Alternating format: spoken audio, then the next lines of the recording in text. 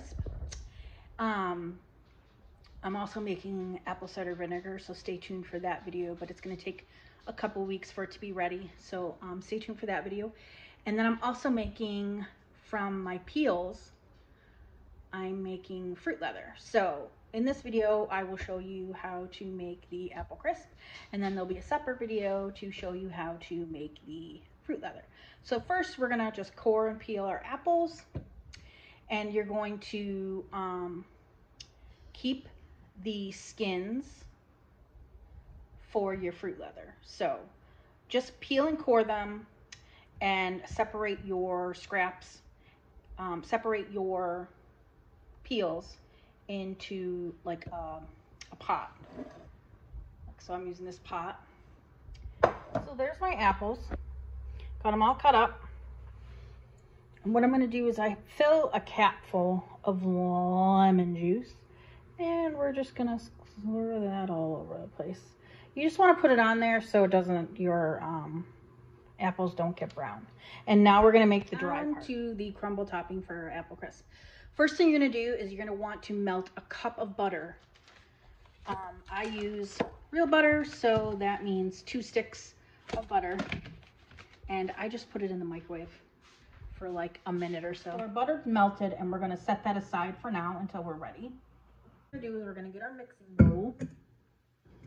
And to that mixing bowl, we are going to add 1.5 cups of brown sugar. And I don't know, people probably know this, but if you're not a baker, brown sugar, you need to pack it in there when you're measuring it, otherwise it's not going to be right. So you want a cup and a half of this. Now this recipe, if you don't want as much crumble on top, you can, divide it in half and you only use half. The original recipe that I got, I don't even know where, probably either my grandmother or my sister, I'm not really sure, wasn't enough for me, so I doubled it, and I just double it all the time now. So you want 1.5 cups. So 1.5 cups of brown sugar. And like I said, when you're measuring brown sugar, you want to pack it down in there. All right, so I got 1.5 cups of brown sugar in there. And then you're gonna want a cup of flour. You can just use whatever flour you have. I use all-purpose, non-bleached, organic all-purpose flour. And just gonna put that in there. So, a cup of flour. And then you're gonna wanna put 3 cups of old-fashioned oats. I just get these from Aldi's. You can use Quaker, whatever you want. It doesn't really matter, but you want 3 cups. And what I usually do is I fold it like this, and I pour it in like this. So that's 1, 2, and again, it's not an exact science. If you get some more in there or less in there, whatever. 3. So 3 cups of oats. And then we're gonna have 1.5 teaspoons of salt.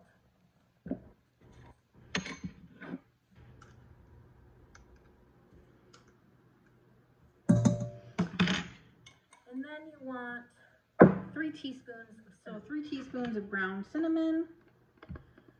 1, 2, 3.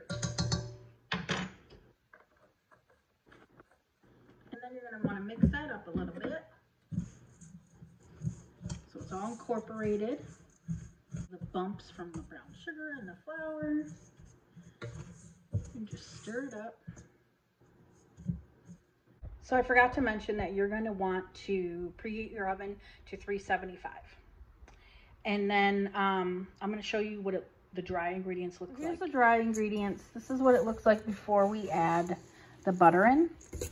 So it's all the flour, the cinnamon, everything's all mixed together nice. And you want to get like all the chunks out like I said. And now you're going to add your butter.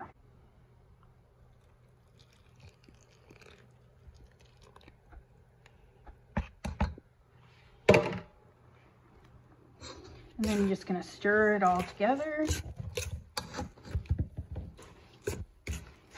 And then I'll show you what it looks like when it's all. While you're stirring the butter in, it's gonna look like you don't have enough butter. Trust me, you do. It's just, it doesn't look like it right now, but you do. This is what it looks like once it's all incorporated. You want everything to be wet. You don't want any dry flour or cinnamon or anything like that. That's what you want. So now we're going to take our apples. And I use my hands for this just because it's easier. And you take a handful and you just sprinkle it on. Take a handful, sprinkle it on. And you just keep doing this until it is all gone. All right, this is what it looks like. I don't like any apple showing on mine, but like I said, if you don't like this much, just cut the recipe in half. And now we're gonna put it in the oven for 375 for 30 minutes. And I like to keep a cookie sheet in there just in case it boils over. It shouldn't, but just in case. So put that in there again, 375 for 30 minutes.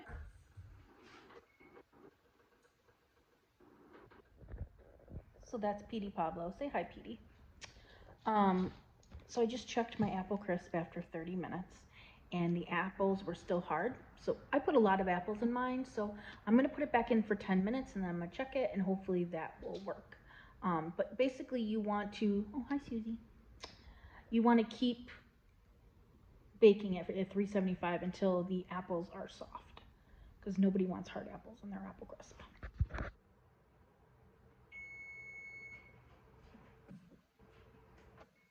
All right, let's check this now and see if these apples are soft.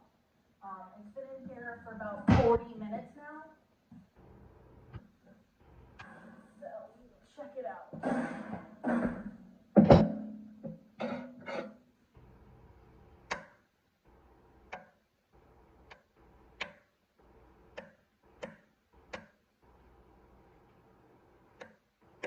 Feels like it's done. So here it is. Delicious apple crisp.